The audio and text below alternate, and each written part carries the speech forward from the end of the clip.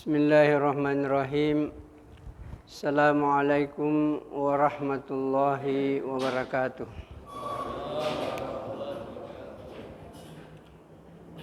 Alhamdulillah wa syukurillah wassalatu wassalamu ala rasulillah wa ala alihi wa ashabihi wa man tabi'ahum bi ihsanin ila yaumiddin.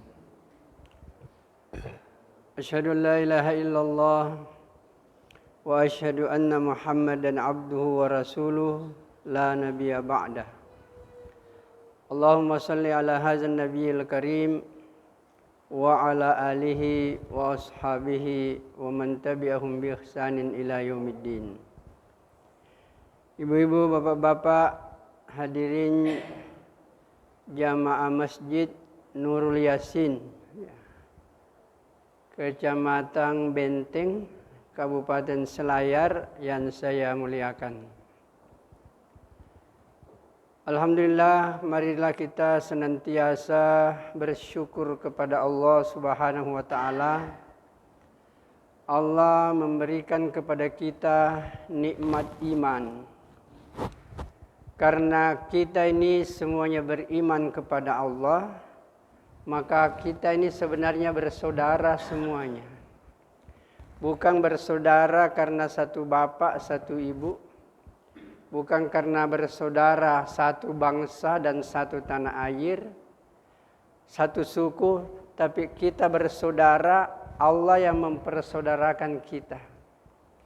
Allah katakan dalam Al-Quran, innamal mu'minuna ikhwatun. Sesungguhnya orang yang beriman itu bersaudara antara satu dengan yang lain. Oleh karena itu Allah melanjutkan itu ayat, fa aslihu baina ahawaikum. Maka perbaikilah persaudaraan itu. Nah, bagaimana supaya persaudaraan ini baik? Maka kalau kita berjauhan, kita saling mendoakan. Tapi kalau kita berdekatan seperti ini, maka kita saling silaturahmi antara satu dengan yang lain. Bahkan dalam hadis Rasulullah sallallahu alaihi wasallam menjelaskan, la tadkhulul jannata hatta tu'minu. Tidak mungkin engkau akan masuk surga kalau kau tidak beriman. Jadi yang akan masuk surga nanti adalah orang beriman. Mereka yang tidak yakin kepada Allah tidak mungkin akan masuk surga. Kemudian Nabi lanjutkan, wala tu'minu hatta tahabun. Engkau tidak dianggap beriman kalau kau tidak saling sayang menyayangi atau cinta mencintai. Kemudian Nabi katakan, awa adullukum ala syai'in idza fa'altumuhu tahabbtum. Maukah aku tunjukkan kepadamu, kalau kau kerjakan, pasti dan pasti engkau akan saling sayang menyayangi antara satu dengan yang lainnya. Kemudian Nabi katakan, afsus salam bainakum, sebarkanlah salam di antara kamu. Salinglah mendoakan di antara kamu. Salinglah bersilaturahmi kepada saudara-saudaramu, maka insya Allah di dunia Anda bersama-sama dan di akhirat pun juga akan masuk surganya Allah Subhanahu wa taala. Maka hadirin yang mulia, kemudian dalam hadis yang lain Rasulullah sallallahu alaihi wasallam menjelaskan bahwa siapa yang mencintai seseorang, maka pasti dia akan berusaha agar orang itu mendapatkan seperti apa yang dia inginkan. La yu'minu ahadukum hatta yuhibba li akhihi ma yuhibbu li nafsihi. Tidak dianggap orang itu beriman kepada Allah kalau tidak suka kepada saudaranya apa yang diinginkan untuk dirinya. Ini penting betul-betul dipahami. Jadi orang itu tidak dianggap sempurna imannya kalau tidak mencintai saudaranya apa yang diinginkan untuk dirinya sendiri. Maka inilah yang disebut dengan puncak iman. Ibu-ibu dan bapak-bapak, jamaah Masjid Nurul Yasin yang saya muliakan, kalau saya tanya bapak-bapak dan ibu-ibu, apa yang Anda inginkan sebenarnya? Apa yang kita mau? Saya yakin pasti kita mau yang paling tinggi. Apa yang paling tinggi adalah kita semuanya mau masuk surganya Allah Subhanahu wa taala. Karena kita ini adalah mau masuk surga, maka kita pun juga harus berpikir agar semua saudara-saudara kita itu juga masuk ke dalam surga. Inilah persaudaraan yang luar biasa. Jadi kalau kita jumpa saudara kita, tidak ada yang kita pikirkan. Bukan memberikan apa dunia-dunia, memberikan hadiah dunia, tidak. Tapi kita berpikir orang yang kita jumpai, bagaimana orang itu juga berusaha sungguh-sungguh untuk menuju ke surganya Allah Subhanahu wa taala. Inilah yang disebut dengan persaudaraan. Maka hadirin yang mulia, karena perlu kita pahami bapak-bapak dan ibu-ibu sekalian, bahwa kita ini manusia bukan makhluk dunia, Pak. Kita ini Allah ciptakan bukan untuk hidup di dunia ini saja, tidak. Allah menciptakan manusia sebenarnya adalah untuk hidup nanti selama-lamanya di akhirat. Kita di dunia ini hanya mampir sebentar saja. Paling-paling kita mampir 60 atau 70 tahun. Nabi katakan, a'maru ummati baina sittin wa sab'in. Umurnya umatku, kata Nabi, hanya sekitar 60-70 tahun. Jadi ada yang lewat 70 tidak seberapa. Ada yang kurang 60 juga tidak seberapa. Rata-rata umat Nabi ini itu meninggalnya 60-70 tahun. Saya ini sudah lebih 60, Pak. Bapak-bapak saya lihat ini sudah ada juga lebih 60. Siap-siap maki Pak itu. Iya. Kami terlalu buru-buru dunia lagi. Karena sudah masuk di kategori 60-70 tahun. Di situ sudah riskan sekali itu. Ya. Maka harus siap-siap ya. Tapi bukan berarti yang muda-muda jangan siap-siap. Karena yang kalau kelahiran itu, kalau lahir orang itu kan teratur, Pak. Neneknya dulu, baru bapaknya, baru anaknya, baru cucu. Enggak ada cucu melahirkan bapak, enggak ada. Hadirin yang mulia, tapi kalau kematian itu tidak teratur, Pak. Tapi kalau kelahiran teratur itu. Tapi kalau kematian tidak teratur. Kadang-kadang cucunya masih hidup, cucunya masih hidup, tapi neneknya sudah tidak ada lagi. Atau terbaliknya, neneknya sudah masih hidup, tapi cucunya masih hidup. Jadi yang namanya kematian itu tidak teratur. Mungkin cucu duluan atau bapak yang duluan. Mungkin bapak yang duluan, kemudian cucu yang duluan. Belakangan. Jadi yang namanya kematian ini tidak ada yang tahu. Maka hadirin yang mulia, karena kita ini mau meninggal dunia semuanya, maka kehidupan di dunia ini bukan kehidupan yang sesungguhnya. 60-70 tahun ini, Pak, tidak terlalu lama. Rasulullah Shallallahu Alaihi Wasallam menjelaskan bahwa umur yang 60 tahun ini kalau dia dikonversi dengan Al-Quran, Allah katakan dalam Al-Quran begini. Wa inna yauman inda rabbika ka'alfi sanatin mimma ta'udun. Satu hari kemudian 1000 tahun ukuran dunia. Jadi nanti 1000 tahun dunia baru satu hari nanti di akhirat. Jadi kalau 1000 dibagi 24, karena satu hari itu 24 jam, itu hasilnya adalah 41,6. Artinya 41 tahun dunia 6 bulan itu baru 1 jam hari kemudian. Jadi kalau kita hidup di dunia ini 60-70 tahun, berarti kita hidup hanya sekitar 1,5 jam sampai 2 jam. Apa artinya, Pak, 1,5 jam sampai 2 jam? Pendek sekali kehidupan di dunia ini. Makanya kehidupan di dunia ini bukan kehidupan sesungguhnya, kehidupan main-main saja. Yang sesungguhnya nanti adalah di akhirat. Karena di dunia ini tidak stabil. Hari ini kita kaya, besok bisa jatuh miskin. Hari ini kita sehat, besok bisa sakit. Hari ini kita susah, besok bisa bahagia. Tapi nanti di akhirat, kalau orang bahagia, bahagia seterusnya. Dan kalau orang sengsara, sengsara tidak punya batas waktu. Karena di akhirat hanya 2 tempat. Surga sebagai tempat yang penuh dengan kenikmatan. Dan neraka adalah tempat yang penuh dengan penderitaan. Di mana ibu dan bapak berada di akhirat, apakah di surga, apakah di neraka, ditentukan dalam kehidupan di dunia yang hanya 1 kali ini saja. Maka hadirin yang mulia, kehidupan di dunia ini Pak bukan kehidupan main-main. Kehidupan yang menentukan bahagia selamanya atau sengsara tidak punya batas waktu. Cuma memang perlu dipahami, orang-orang calon penghuni surga Pak, sebelum masuk surga pasti di dunia ini sudah bahagia. Orang yang tidak merasakan kebahagiaan di dunia, yakin dan percaya Pak, tidak mungkin dia akan masuk surga. Karena calon-calon penghuni surga, sebelum dia masuk ke surga, pasti sudah bahagia di dunia. Dan orang-orang calon penghuni neraka Pak, jangankan di neraka susah, di dunia pun juga akan susah. Pertanyaannya adalah, di mana letaknya itu kebahagiaan? Apakah kita bahagia kalau banyak uang? Apakah kita bahagia kalau tinggi pangkat?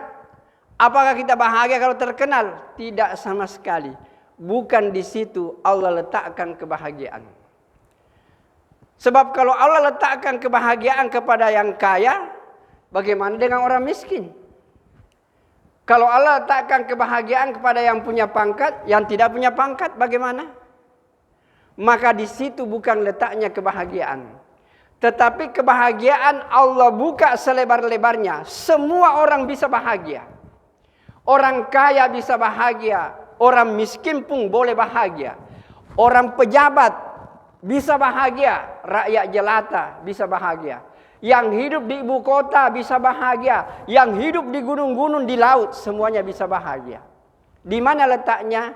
Bukan pada harta, bukan pada pangkat, bukan pada terkenal, tetapi kebahagiaan Allah akan berikan apabila kita mau mengamalkan ini agama. Jadi agama ini adalah sumber kebahagiaan.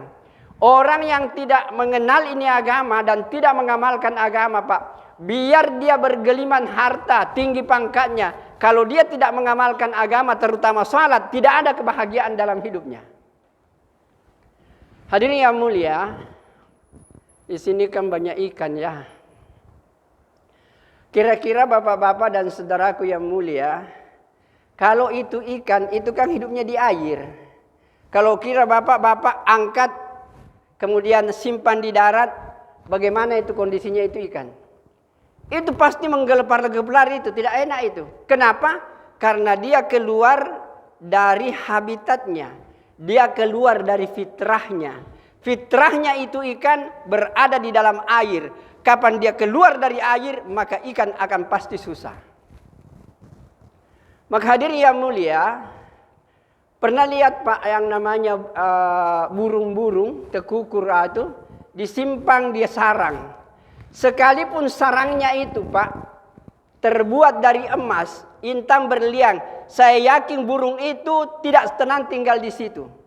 Dia akan terbang kiri, terbang kanan, cari jalan keluar untuk lepas. Kenapa? Yang namanya burung kebahagiaannya Pak bukan disangkar. Yang namanya burung-burung yang terbang itu kebahagiaannya itu adalah di alam bebas. Kapan dia dikungkung Pak, sekalipun makanannya luar biasa nikmatnya, mereka tidak senang di situ karena fitrahnya dia akan hidup di alam bebas. Kalau begitu manusia di mana letaknya kebahagiaannya? Kebahagiaan manusia Allah letakkan pada agama, pada pengamalan agama. Pengamalan agama yang istiqamah, barulah orang itu akan merasakan kebahagiaan. Jadi siapa orang yang tidak mengamalkan agama dengan rutin, sekalipun banyak uangnya, tinggi pangkatnya, tidak mungkin orang itu akan bahagia. Karena dia keluar dari fitrahnya. Jadi kalau orang itu Pak tidak salat, tidak puasa, tidak zikir, tidak mengamalkan agama, sama kondisinya kalau ikan itu diangkat dari air pasti menggelepar-gelepar. Bukan fisiknya yang menggelepar Pak, tapi rohaninya yang menggelepar. Karena manusia ini itu adalah makhluk dua dimensi, dua unsur. Ada unsur jasmani, ada unsur rohani. Dua-dua unsur ini punya kebutuhan masing-masing Pak. Jasmani punya kebutuhan, rohani pun juga punya kebutuhan. Kalau kebutuhannya tidak terpenuhi pasti Pak akan menggelepar-gelepar itu. Mari kita lihat. Kita punya jasmani ini Pak, fisik ini, apa kebutuhannya? Makan, minum, dan lain sebagainya. Jadi kebutuhan itu adalah sesuatu yang kalau tidak terpenuhi pasti membuat kita susah. Itulah kebutuhan. Misalnya gini. Bapak-bapak, ibu-ibu lapar. Butuh makan. Kapan bapak dan ibu tidak makan, susah gitu. Susah itu kalau tidak makan Pak. Apalagi kalau 1 hari tidak makan, 2 hari. Menggelepar-gelepar kita itu Pak. Karena kenapa? Kebutuhan tidak terpenuhi. Jadi yang dimaksud dengan kebutuhan, kalau itu tidak terpenuhi, membuat kita susah. Bapak dan saudaraku yang mulia, kita haus, kita butuh minum. Kapan ibu dan bapak tidak minum, pasti kita akan susah. Kenapa? Kebutuhan tidak terpenuhi. Jadi sekali lagi, yang dimaksud dengan kebutuhan itu adalah sesuatu kalau tidak terpenuhi, pasti membuat kita susah. Itu kalau fisik. Nah, sekarang ini agama sebenarnya yang mau diperbaiki itu adalah rohani. Jadi agama ini adalah kebutuhan rohani. Dan ketika orang itu melaksanakan agama, mengamalkan agama, maka rohaninya itu kebutuhannya terpenuhi. Dan kapan dia tidak melaksanakan agama, maka rohaninya menderita sebagaimana fisik menderita kalau kebutuhannya tidak terpenuhi. Coba bapak-bapak kita ambil contoh. Kita kan sudah salat maghrib semua Pak Kang? Oke, bagaimana perasaannya? Enak enggak? Tenang? Pasti enak, tenang. Kenapa? Kebutuhan rohani tidak terpenuhi, sudah terpenuhi. Maka rohani ini tenang. Coba bayangkan Pak, orang-orang yang tidak salat, tidak salat lohor, tidak salat maghrib, sekalipun kelihatannya nampaknya tenang, tapi rohaninya itu menggelepar Pak, sebagaimana ikan yang keluar dari air itu. Maka orang yang tidak melaksanakan agama, rohaninya menderita, sebagaimana fisik ini menderita kalau kebutuhannya tidak terpenuhi. Dan inilah yang disebut dengan agama. Jadi agama ini sebenarnya adalah sumber kebahagiaan. Tapi agama yang bisa memberikan kebahagiaan bukan agama Pak yang diceramakan seperti ini, bukan. Bukan agama yang ditabligh akbarkan, tidak. Bukan agama yang diseminar internasionalkan di kampus, tidak. Agama yang bisa memberikan kebahagiaan adalah agama yang diamalkan dengan rutin dalam kehidupan sehari-hari. Jadi nanti agama itu diamalkan Pak dalam kehidupan sehari-hari, barulah agama ini akan memberikan ketenangan. Nah, hadirin yang mulia, karena agama ini unsur pokoknya ada 2 Pak. Unsur pokoknya agama ini ada 2. Yang pertama itu adalah perintah Allah, dan yang kedua larangan Allah. Jadi Al-Quran, hadis itu isi pokoknya 2. Perintah kerjakan, larangan tinggalkan. Dan disinilah letaknya kebahagiaan. Ketika manusia melaksanakan perintah, manusia meninggalkan larangan, maka mereka pasti akan hidup bahagia. Sehingga bisa kita katakan bahwa sumber kebahagiaan ini adalah agama yang diamalkan. Mari kita lihat lebih jauh. Bapak-bapak dan saudaraku yang mulia, saya kadang-kadang berpikir, ya Allah, seandainya saya hidup di zaman Nabi, alangkah bahagianya kita. Karena semua perintah Allah yang ada dalam Al-Quran itu sudah diamalkan oleh Nabi. Dan semua larangan Allah yang ada dalam Al-Quran juga ditinggalkan oleh Nabi. Sehingga orang yang hidup di zaman Nabi secara rohani, dia luar biasa bahagianya. Sekalipun kadang-kadang fisiknya kalau kita belajar sejarah hidup dalam kemiskinan, tapi rohaninya luar biasa bahagianya. Hadirin yang mulia, mari kita lihat supaya Bapak Ibu yakin bahwa agama itu adalah sumber kebahagiaan. Mari kita lihat, kalau seluruh perintah Allah Pak dikerjakan, enaknya itu hidup. Allah menyuruh kita adil, semua orang adil. Allah menyuruh kita jujur, semua orang jujur.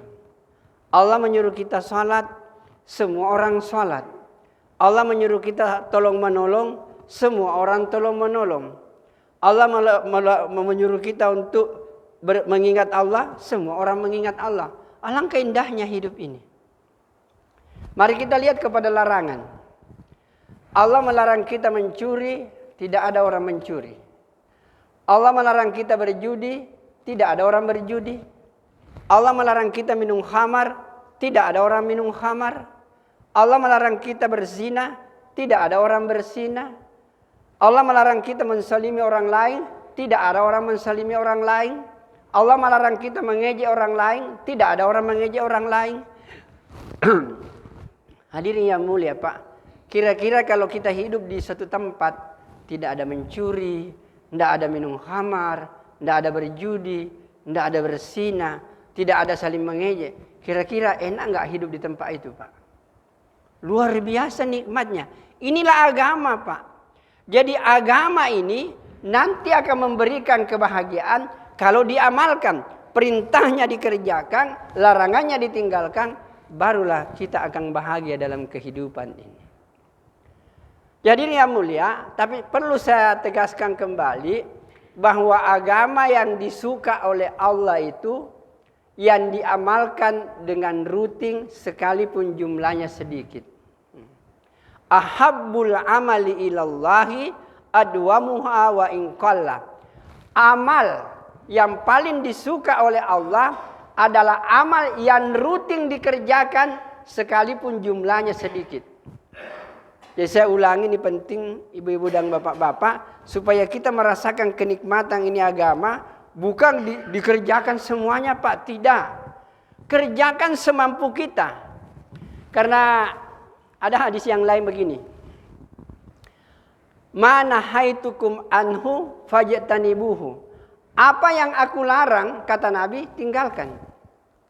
Wa ma amartukum bihi fatu minhu mastata'tum. Apa yang aku suruh, apa yang aku perintahkan, kerjakan sesuai dengan kemampuan. Ini enaknya Pak, ini agama. Kalau perintah, kerjakan sesuai dengan kemampuan. Tapi larangan tinggalkan secara mutlak. Itu dalam agama kita.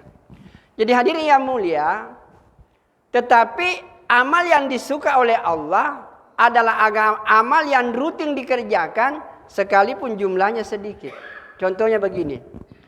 Bapak-bapak, taruhlah kita ambil baca Quran. Kalau kita membaca Quran Pak, 1 lembar 1 hari. Besok lagi baca 1 lembar. Lusa lagi baca 1 lembar. Setiap hari kita baca 1 lembar, berarti 10 hari baru 1 juz. Itu lebih disuka oleh Allah dibanding dengan hari ini kita baca 1 juz, kemudian 10 hari nggak pernah lagi baca Quran. Taruhlah kita ambil salat duha. Salat duha itu yang paling afdal itu sebenarnya 12 rakaat. Kalau tidak mampu 12 rakaat, ya 10. Tidak bisa 10, 8. Tidak mampu 8, 6. Tidak mampu 6, 4. Jangan sampai Pak kita tidak sholat duha. Orang yang mengabaikan sholat duha, orang inilah yang akan mendapatkan macam-macam penyakit itu Pak. Bapak-bapak saya yakin, yang biasa sakit-sakit lutut, saya yakin sholat duhanya tidak beres. Coba siapa yang diantara bapak-bapak ini sejak kecil rajin sholat duha, kemudian sakit lututnya Pak? Tidak mungkin. Orang yang dari kecil, waktu dia dewasa memang begitu balik, dia jaga sholat duha. Sampai sekarang nggak mungkin Pak sakit-sakit lutut itu. Yang sakit-sakit lutut itu biasanya orang yang tidak menjaga sholat duha. Makanya bapak-bapak tolong jaga sholat duha ya. Hadirin yang mulia. Jadi kalau kita tidak mampu Pak salat duha 12, ya cukup 2. Allah lebih senang hari ini 2 rakaat, besok 2 rakaat, lusa 2 rakaat. Allah lebih senang kita lakukan setiap hari dibanding dengan hari ini kita sholat duha 12 rakaat, kemudian 1 minggu nggak pernah lagi sholat duha. Maka hadirin yang dimuliakan oleh Allah Subhanahu wa taala, inilah agama Pak. Jadi agama ini akan memberikan kebahagiaan adalah agama yang diamalkan dengan rutin sekalipun jumlahnya sedikit. Jadi kalau kita mengamalkan agama Pak dengan rutin, kenikmatan rohani ini luar biasa. Hadirin yang mulia, itu kalau perintah Pak dikerjakan sesuai dengan kemampuan. Tapi kalau larangan tidak boleh ditawar. Tidak bisa dikatakan kalau kita dilarang minum, bisa nggak minum sedikit? Nggak boleh Pak, nggak boleh. Pokoknya dilarang minum, titik, selesai. Jadi Bapak dan saudaraku yang dimuliakan oleh Allah Subhanahu wa taala,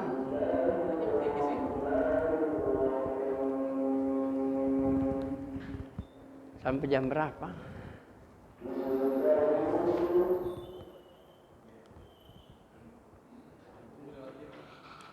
7:05. Baik. Ini yang betul ini? Baik.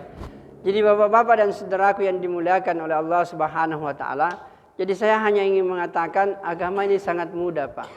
Kerjakan sesuai dengan kemampuan, tapi larangan jangan sampai ditinggalkan sesuai dengan kemampuan, tidak.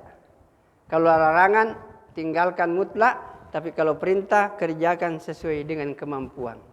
Dan hebatnya lagi, ini perlu mungkin bapak-bapak pahami lebih jauh, bahwa sebenarnya kalau bapak mau berpahala selama 24 jam itu bisa. Bapak bisa sholat 1 hari 24 jam? Enggak mungkin. Bapak bisa baca Quran 24 jam? Enggak mungkin. Tapi bapak bisa berpahala, ibu bisa berpahala selama 24 jam. Bagaimana caranya? Mari kita lihat. Kalau perintah ini dikerjakan, sholat misalnya, nanti kalau kita sholat, itu baru dapat pahala. Kalau sholat ditinggalkan, itu tidak ada pahala, justru dosa yang kita kerjakan, yang dapatkan. Jadi kalau perintah itu, nanti kita kerjakan baru dapat pahala. Tidak dikerjakan, malah dosa. Tetapi Bapak dan saudaraku yang mulia, orang bisa berpahala seterusnya 24 jam. Di mana letaknya? Ketika orang itu meninggalkan larangan Allah, maka orang itu berpahala selama 24 jam. Karena yang namanya larangan, nanti dikerjakan baru berdosa. Tidak dikerjakan berpahala. Jadi Bapak dan saudaraku yang mulia, kalau pagi-pagi begini saya, ya Allah, hari ini saya akan meninggalkan semua larangan-Mu. Ketika hari itu kita tidak minum khamar, kita tidak berjudi, kita tidak berbohong, kita tidak cerita kejelekan orang lain, kita tidak berzina, kita tidak minum khamar, maka selama 24 jam itu kita beribadah kepada Allah Subhanahu wa taala. Inilah hebatnya ini agama. Tinggalkan larangan, maka Anda hidup dalam suasana agama. Kemudian lakukan perintah, maka Anda akan mendapatkan yang namanya pahala. Nah sekarang antara pahala Pak ini, larangan itu ada dosanya, ada pahalanya. Perintah juga itu ada pahala, ada dosa. Sederhana saja.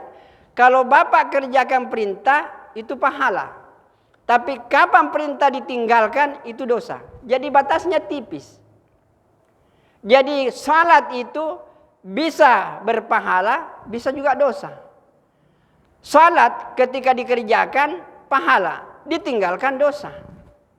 Kalau perintah dikerjakan dosa, ditinggalkan pahala. Jadi selama bapak-bapak dan ibu meninggalkan larangan, maka selama itu kita mendapatkan pahala di sisi Allah Subhanahu wa taala. Ya jangan pandang, kurang itu salatnya itu kulihat. Iya, kemungkinan salatnya kurang, tapi orang ini enggak pernah kerjakan yang namanya larangan. Maka pahalanya telur luar biasa dia dapatkan karena semua larangan Allah dia tinggalkan. Maka hadirin yang dimuliakan oleh Allah Subhanahu wa taala, jadi agama ini Pak sangat luar biasa indahnya. Tapi perlu dijelaskan, agama sekali lagi yang memberikan ketenangan dan kebahagiaan adalah agama yang rutin istiqamah diamalkan dalam kehidupan sehari-hari. Barulah orang akan mendapatkan yang namanya kebahagiaan. Baik, kita kembali bahwa manusia ini tadi adalah makhluk dua unsur. Ada unsur jasmani, ada unsur rohani. Dan agama ini datang bapak-bapak dan saudaraku yang mulia adalah untuk kebahagiaan rohani kita. Agama ini datang adalah untuk rohani ini, bukan fisik Pak. Sebab yang menentukan kita ini sebenarnya itu adalah rohani. Bapak-bapak biasa lihat orang mati kan? Kalau ada orang mati, masih ada matanya? Ada Pak. Masih ada tangannya? Ada. Kakinya ada? Ada. Semuanya lengkap. Tapi kenapa tidak bisa goyang-goyang? Karena rohani tidak ada lagi Pak. Jadi yang menentukan ini fisik ini bisa bergerak, berfungsi adalah rohani. Ketika rohani ini pergi, ini fisik tidak ada lagi artinya. Jadi sebenarnya rohani inilah yang menentukan. Rohani ini sebenarnya yang merasa pahit, yang merasa manis, yang merasa enak. Sebenarnya fisik itu hanyalah media daripada rohani. Rohani sebenarnya yang sakit itu Pak. Rohani yang merasakan nikmat itu cuma melalui fisik kita. Sebab kalau rohani ini pergi, maka orang yang meninggal ini Pak tidak merasakan apa-apa. Maka hadirin yang dimuliakan oleh Allah Subhanahu wa taala, maka oleh karena itu inilah pentingnya bapak-bapak supaya kita yakin bahwa agama ini adalah sumber kebahagiaan. Dan kapan orang tidak mengamalkan agama, mustahil orang itu akan merasakan kebahagiaan dalam hidupnya. Sekalipun uangnya banyak, tinggi pangkatnya, tapi tidak mengamalkan agama, maka kehidupannya pasti akan susah. Hadirin yang mulia, tadi ini pada Pak Desa. Di kantor desa tadi sudah saya katakan kalau sudah mau enak Pak menjalani kehidupan sederhana saja. Ada satu perintah dalam agama, ini perintah inti. Kalau ini dipelihara dengan baik Pak, yakin dan percaya kehidupan akan jadi baik. Itulah yang disebut dengan salat. Jadi perintah yang paling tinggi nilainya Pak adalah salat. Kenapa salat? Karena salat ini adalah ibadah inti. Saya mau tekankan kepada kita semua di sini, kalau kita mau enak hidup, mau bahagia hidup, maka yang pertama harus dipelihara, tolong dipelihara betul-betul salat. Kalau salat ini dikerjakan dengan baik, Pak, yakin dan percaya kehidupan akan jadi baik. Makasih banyak Ibu di belakang. Saya cuma akan, ini Bapak kasih minum.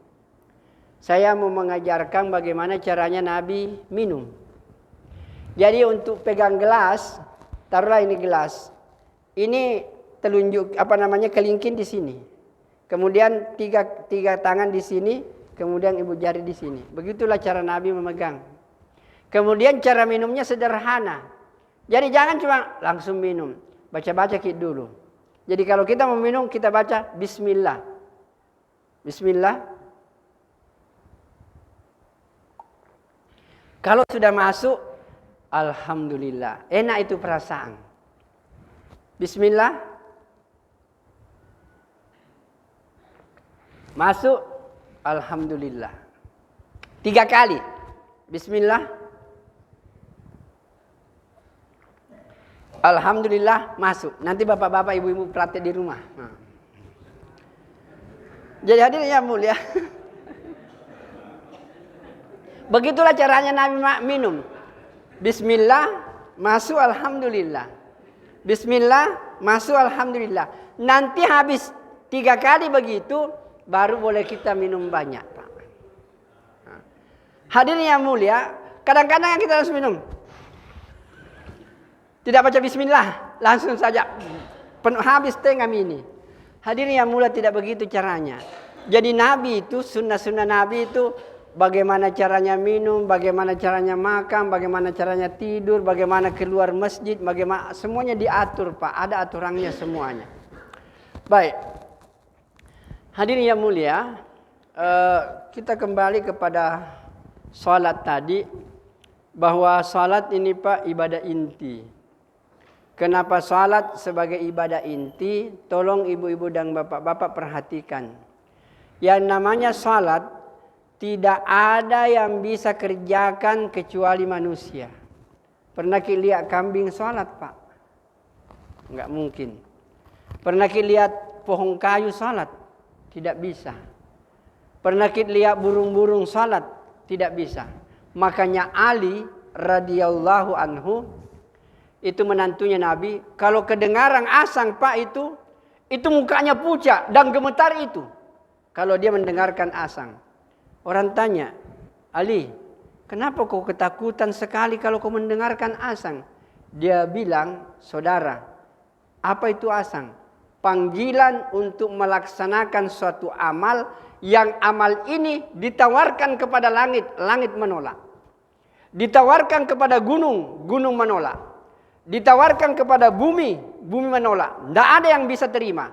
Hanyalah manusia yang menerima ini, salat ini. Makanya inilah perintah utama. Karena tidak ada yang bisa kerjakan ini salat kecuali manusia. Inilah Allah katakan, laqad khalaqnal insana fi ahsani taqwim. Aku menciptakan manusia dengan sebaik-baik bentuk. Untuk apa ini bentuknya manusia seperti ini? Intinya adalah untuk mengerjakan salat.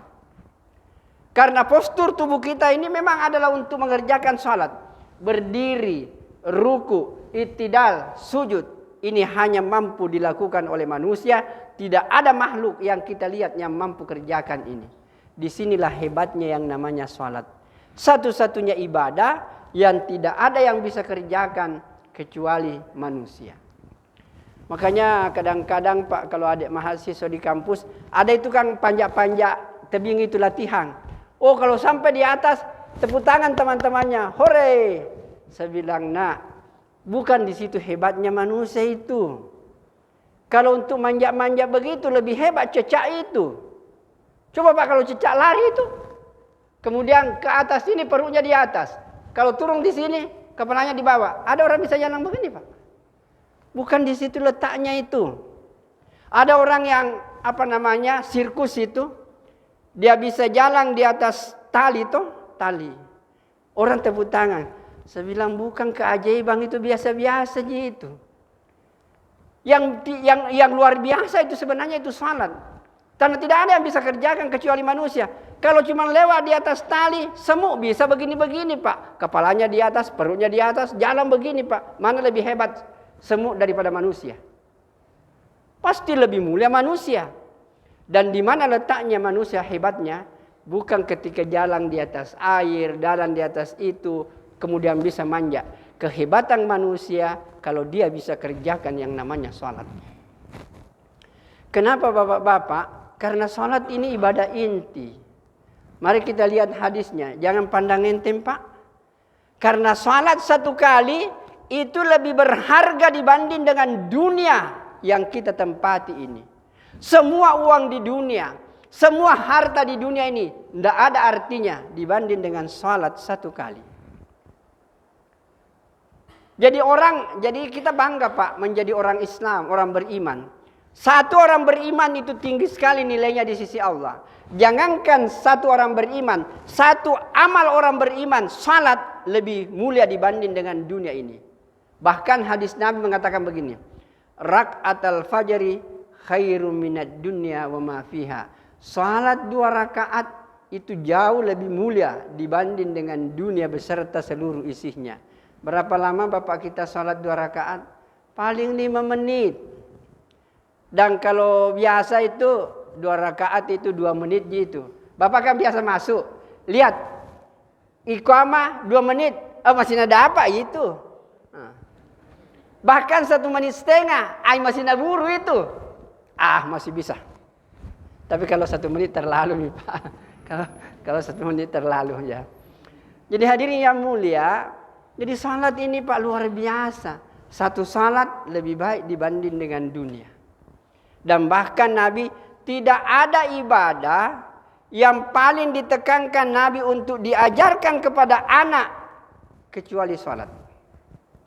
Nabi katakan, kalau anakmu sudah 7 tahun, paksa dia salat. Dan kalau dia berumur 10 tahun, pukul kalau dia tidak salat. Dan cara pukulnya Nabi sudah ajarkan. Jadi ambil rotang, begini modelnya Pak. Kemudian pukul begini. Jangan angkat. Kalau angkat sakit itu anak-anak. Tapi begini saja, pukul. Tidak sakit itu. Tujuannya bukan untuk menyakiti, tapi tujuannya adalah untuk mendidik. Dan bahkan Nabi katakan, rumah yang paling berkah, kalau rumah itu gantung cambuk, kemudian dia tunjukkan, nak, kalau kau tidak sembahyang, ku cambuk kau itu. Tapi saya yakin Pak, susah makin dapat rumah seperti ini. Ada yang gantung cambuk di rumahnya? Nggak ada. Paling-paling foto itu Pak. Ya. Ya hadirin yang mulia. Jadi kemudian mari kita lihat yang lain. Salat itu dalam hadis yang lain Nabi katakan, salat itu sama dengan kedudukan kepala di badan. Jadi kalau orang tidak salat Pak, sebenarnya orang itu nggak ada kepalanya di akhirat nanti. Jadi orang yang tidak salat itu di akhirat nanti dibangkitkan dengan tidak punya kepala. Kalau tidak punya kepala Pak, bagaimana modelnya? Coba Pak, kalau tengah-tengah malam ada yang ketuk-ketuk pintu, kita buka, tidak ada kakinya. Oh biasa gitu Pak. Oh kasihan. Kalau kita buka tengah malam lagi, tok, dibuka, tidak ada tangannya. Biasa gitu Pak. Tapi kalau tengah malam ada yang ketuk-ketuk pintu dibuka, tidak ada kepalanya Pak. Pasti Bapak akan pingsan, apalagi kalau sudah penakut Bapak-bapak. Jadi orang yang tidak salat itu adalah orang yang tidak punya kepala Pak. Karena salat itu menempati posisi kepala dalam kehidupan. Nah, makanya hadirin yang mulia, kalau kita mau hidup enak Pak, tolong salat ini betul-betul dipelihara. Cuma memang, dan Nabi katakan, kalau anak itu sudah 10 tahun tidak salat, pukul dia kalau dia tidak salat. Hadirin yang mulia, kalau bapak-bapak dan ibu-ibu tidak mendidik anak seperti ini, 7 tahun tidak dipaksa salat, 10 tahun tidak dipukul kalau tidak salat, maka kalau anak itu tidak salat Pak, maka kedua orang tuanya akan diminta tanggung jawab di hari kemudian. Ada mahasiswaku, dia bilang, Ustaz, ada tetanggaku 7 anaknya itu tidak ada yang salat. Bahaya itu. Tanya kau dulu, bagaimana bapaknya? Salat ji? Dia bilang tidak juga. Saya bilang kalau tidak juga sama ji itu. Jadi yang mulia, jadi kalau ada anak kita Pak, satu yang tidak salat, maka kedua orang tua akan diminta tanggung jawab nanti di akhirat. Ini bukan main-main. Apalagi kalau 10 anak tidak ada salat Pak. Bahaya neraka, tarik masuk neraka itu Pak. Ya. Maka hadirin yang mulia, maka salat ini adalah kunci kebahagiaan. Nah, saya kasih contoh supaya mudah. Bapak yakin bahwa salat ini segala-galanya. Cari satu rumah, perhatikan baik-baik. Apabila bapaknya salat, ibunya salat, anak-anaknya salat semuanya Pak, yakin dan percaya, pasti rumah tangga itu hidup tenang, bahagia dan damai, sekalipun nampaknya hidup di bawah garis kemiskinan. Inilah yang perlu betul-betul menjadi perhatian. Baik, sebagai penutup, karena ada 2. Jadi perintah ini bapak-bapak betul-betul kerjakan ini salat, pelihara baik-baik, yakin pasti akan hidup bahagia Pak. Cuma memang hadisnya Nabi itu mengatakan kalau 7 suruh salat, kalau 10 pukul, tapi kalau 40 mi Pak, 50 mi. Belum pi salat, dia apa mami? Nanti Bapak lah pikir-pikir. Artinya keterlewatan itu Pak, kalau 40 mi tidak salat itu. Hadirin yang mulia, kemudian yang kedua larangan. Larangan ini banyak Pak. Larangan banyak. Tetapi ada larangan yang sangat gampang dilakukan orang. itu adalah larangan untuk berdusta. Rata-rata kita Pak ini sering berdusta, termasuk saya. Ya. Ada yang tidak pernah dusta di sini Pak? Tidak ada, semua orang berdusta Pak, ada. Cuma ada yang sering-sering, ada yang kadang-kadang. Yang ketawa-ketawa itu sering-sering itu Pak. Ya. Jadi hadirin yang mulia, mari kita langsung Pak masuk. Cari satu rumah tangga, perhatikan baik-baik. Apabila suami jujur kepada istri, istri jujur kepada suami, orang tua tidak dusta kepada anak-anak, anak-anak tidak dusta kepada orang tua. Maka kalau ada rumah tangga seperti ini Pak, yakin dan percaya rumah tangga itu pasti hidup tenang, bahagia dan damai, sekalipun hidup di bawah garis kemiskinan. Inilah modal yang luar biasa. Kalau Bapak mau hidup tenang dalam hidup ini, tolong pelihara ini dua, luar biasa. Yang pertama adalah kerjakan salat setiap hari istiqamah. Yang kedua, jangan ada dusta di antara kita. Bayangkan Pak, kalau Pak Desa jujur, masyarakat jujur, enaknya itu hidup. Di rumah tangga kita sama-sama jujur, maka kehidupan ini akan jadi baik Pak. Itulah agama. Jadi agama ini sekali lagi, supaya kita yakin agama akan memberikan kebahagiaan ketika agama dikerjakan, ketika agama diamalkan dalam kehidupan sehari-hari, barulah orang itu akan bahagia. Intinya dua, tolong pegang kuat-kuat. Pelihara salat laki-laki, pelihara salat berjamaah, Bapak akan hidup tenang. Yang kedua, tinggalkan dusta dalam kehidupan. Kalau ini kita mampu kerjakan, maka mencuri, merampok, minum khamar, semuanya akan kita tinggalkan. Karena kita akan jujur kepada Allah.